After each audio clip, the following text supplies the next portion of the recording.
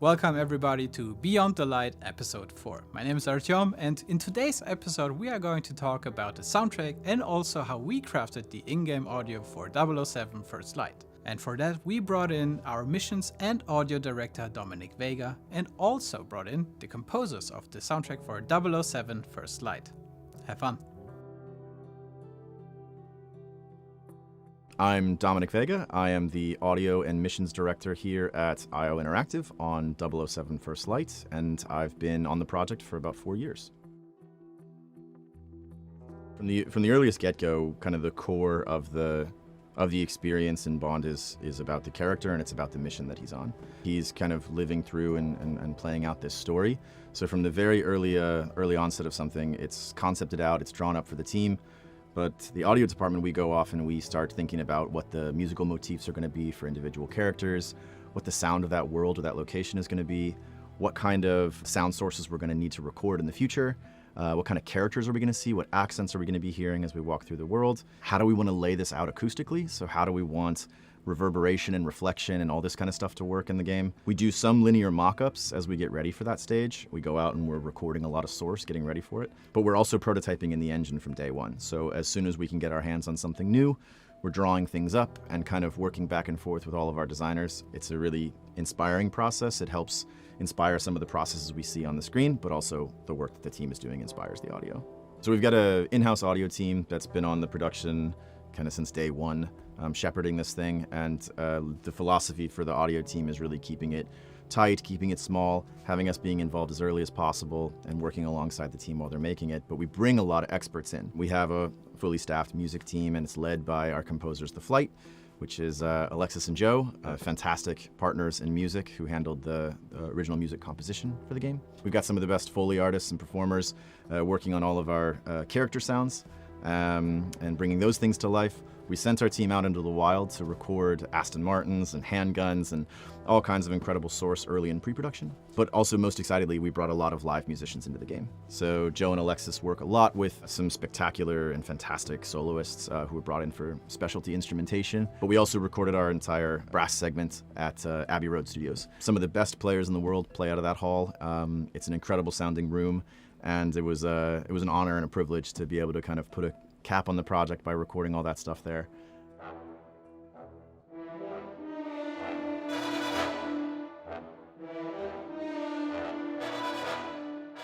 I'm Alexis, this is Joe. Together we are The Flight, composers on 007 First Light. When we started the project, actually with all projects that we do, we try and come in with our own angle on things. Saying that, we didn't want to update it too much. You don't want to have something that's going to date. So all the scores for the James Bond movies in the past and the games in the past, they're very of their time, but you've got to be careful of not to do something that's so of its time that in the future it will date. So we wanted to do something classic, but with our bent on it. And we bring our own thing to everything that we do. And that was our main thing, was to make it sound like us, but without making it lose the core, which is the sound of the 007 franchise. Modern, timeless.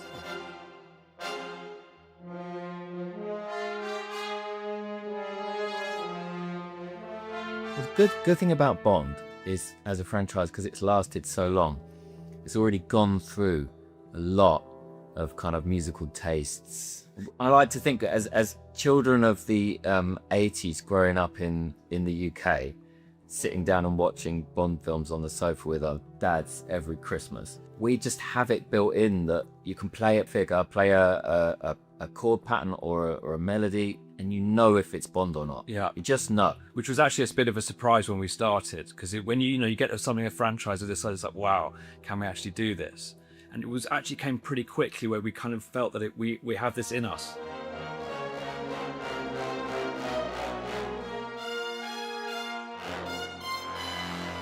Because we're live players, it very quickly we put live instruments on the first, so after we get the idea going, one of the first things I'll do is pick up a bass guitar, or you'll pick up a guitar. We're very quickly working in the real world. It's not in the box.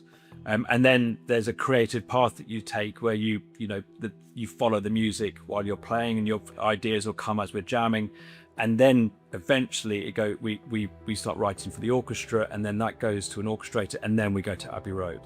Because Bond is brass. Yeah, it's all about Bond is those strings. You know when you're hearing it, and it's Bond. It's also the players. A lot of because we're in the UK, a lot of the players we use in the brass and the string sections have played on multiple Bond either games or films in the past, which is amazing. So you have the trumpeter who knows, they know exactly what they do. They're the same as us when we were working on it, writing. The musicians walk in and they know what they're doing is ready. This is a bucket list thing for a composer, especially a British composer, recording James Bond at Abbey Road with 40 of the best musicians in London recording Bond at Abbey Road. I mean, it doesn't get any better than that.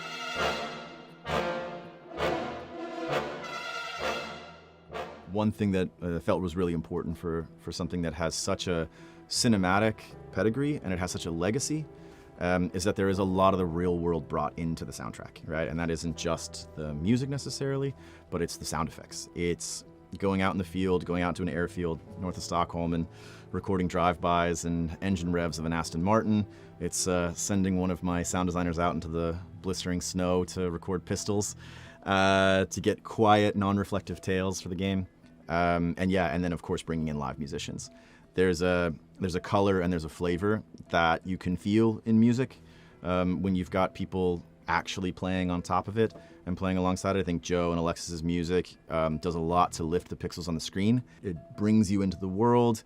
It reinforces the fantasy of being James Bond in this new world to him. But then more importantly, they brought in all these great players. So they always knew when to bring in a specialist to play on top of something. That extra little element, I think, is something that if you're an audiophile and if you're just a lover of the Bond music, that's something that's kind of for you. It's for people out there that can recognize and appreciate that little extra care that goes into crafting the sound. We want the sound of the game to be very handcrafted. We don't want it to feel artificial. We don't want it to feel hyper-processed. We want it to feel like I'm playing a film.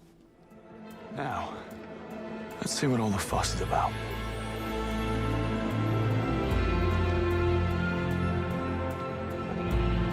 There's Greenway. So Bond is this really sonically rich IP. There's a lot of stuff to pull from. We sort of internally always talk about it like the vault. The themes are in the vault. We have access to all this great material, but we also kind of want to treat it with a lot of deference and respect. And I think playing that right on top of his very first, footfall onto the ground in the opening of the game is going to feel really wrong for this origin story. When we were drafting up ideas for how the game should sound when we were in pre-production, one kind of idea kept coming up in my mind, which was he should earn his themes. James Bond earns his themes. And I think seeing that written out in just, clear white text on a black background is a concise way to kind of tell the team and tell our composers what we're looking for. We're looking for something that's understated, but we don't want to subvert the thing that you came for.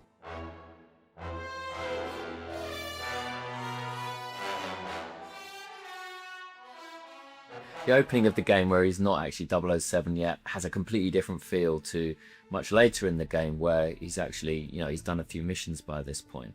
So there's the kind of experience of Bond at that stage was kind of like how much of the well-known themes we were going to use. So you're earning those themes as you work through the game.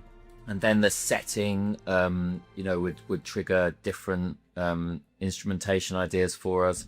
I mean, obviously, most of the tracks all the way through will have strings and brass and the Bond instruments, but we try to also have a kind of specific for each kind of new level palette as well. Again, I don't want to ruin too much about the settings of the game, but there's some quite different settings, and so we could use some quite interesting different instruments. And we also kind of got the vibe of like, this one's more, this one's more kind of classic Bond. Yeah. This one's more kind of, let's push it, the modernity as much as possible. So we'd talk through that, and then we'd kind of split the level into roughly kind of pieces of music that we might need for that level. We try and start at the beginning every time. Yeah.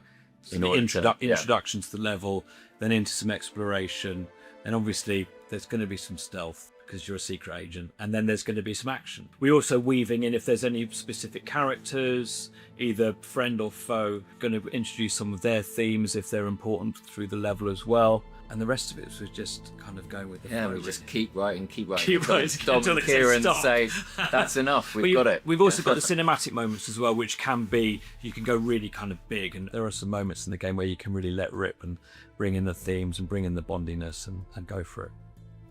Along with earning his themes, another thing that I really wanted to really lay out for the player here was that instead of having this sort of through line or an underscore that could blend in and be a little bit more anonymous, this is James Bond, so we want to be a little bit more out there and in front. It's a music-forward IP. So the way we kind of designed the direction of music for the whole game is that every mission should sonically feel like its own record, right? We have a theme, we have an idea, and we kind of have a high point. We have a tent pole that we want to hit. That sort of gives us two levers to play with. While the character himself is moving through the world, he's earning little themes here and there. You're hearing these sonic motifs when he does something particularly Bondy. The world itself is this huge character, and that extends to sound design, that extends to acoustics, that extends all over. But musically speaking, we want to put the music in that space. Now, sometimes that's just music coming from radios, diegetic music that you hear, globe-trotting fantasy. But then other areas, it's actually embedded in the underscore. What I think The Flight did brilliantly is they found this beautiful medium between moving between Southeast Asian music and then into the Bond score and back out into this downtown London gala experience, back into the Bond motifs. We're sort of traversing this very carefully and trying to bring out the most of everything. The last thing about the album feel of every mission is that as opposed to having music kind of sit in the background, or music is maybe a little bit more subtle or subdued, we sort of established this term internally just called a needle drop. And so we would just, when we were working with The Flight, when we were working with our music team, we would just kind of identify a moment where we say, like, this is where the record scratches and the needle drops here.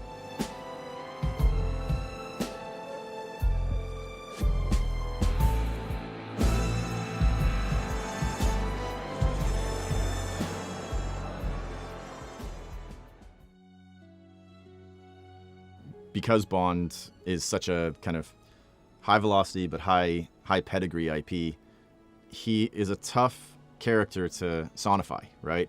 We're working with a character who is really comfortable in high octane, high action sequences. Those are a blast for the sound team to work on, but also has to work and operate in really subtle and understated ways. And that's something that I think IO has perfected over the years, but something that we wanted to integrate into all of our systems. When we think about these aspects of audio design, we're thinking about voice design. How do NPC actors react in sound based on what the character's doing? Is he eavesdropping? Is he doing any kind of social espionage acts that we need to kind of draw the player's attention into, mix some other elements down to get out of the way? How do we let the acoustics of the space play in? Is that very important voice playing from, around the hall, through that door and around the corner? We want the player to be able to pinpoint that in a really subtle space. The high octane stuff is just an absolute blast to work on. I mean, it's a challenge. It's something that we put a lot of resources into, but it's the kind of thing that, we really, these climactic set piece Bond moments, we want to surprise, awe, wow. And it's that classic challenge of we want to hear our hero. We want to be with him and hear what he's saying. We want to hear an incredible motif, and we want super loud sound design in the mix all around you. It's really challenging, but it's a lot of fun for us to break off. Now for gadgets, those are really delicate, right? And I think that's something that the team had a lot of fun with, but it's really challenging because what does a gadget for a cool young James Bond in the modern day look like? It's a little bit different than every generation's fantasy of gadgets that kind of represent the future. The sort of analog that we came up with was that a lot of these gadgets are housed in these sort of pocketable items that could presumably make it past security. And so one of our sound designers, who's a bit of a mad scientist and is always playing with little toys and old cameras and just gadgets and a little electronics, kind of handled a lot of the source recording and getting all of the elements together for our gadgets. They are an amalgamation of synthesized sounds and this organic reel to kind of keep it grounded and feel like it's in the world. My biggest hope is the player walks away with an appreciation, with a feeling of high audio fidelity, with a kind of an excitement to stick the headphones back on, to turn the speakers up, to enjoy themselves being Bond. It's a kind of a globe-trotting adventure of a game, and I hope that the sound actually takes them on that journey as well. We hope you enjoyed today's episode, and If you haven't seen it, we also got a couple other episodes already online. Feel free to check out the channel below.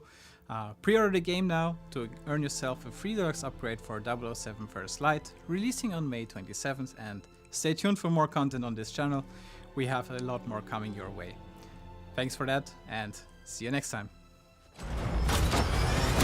Agents have very short life expectancy. And if you do get caught, we will deny ever having heard of you. How does that sound? When do I start?